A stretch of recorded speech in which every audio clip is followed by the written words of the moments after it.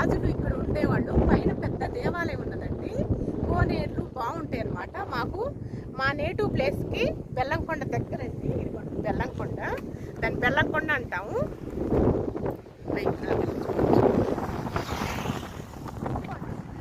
ఇది పీర్లపై కొండ. ఇది మొత్తం కూడా పీర్లపై కొండ అంటామండి. బెల్లంకొండ పీర్లపై కొండ అంటాం అనమాట. ఇదిగోండి అనమాట.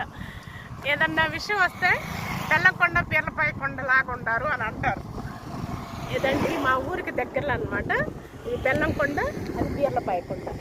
మళ్ళీ ఇటు చూపించు, క్లియర్గా చూపించు.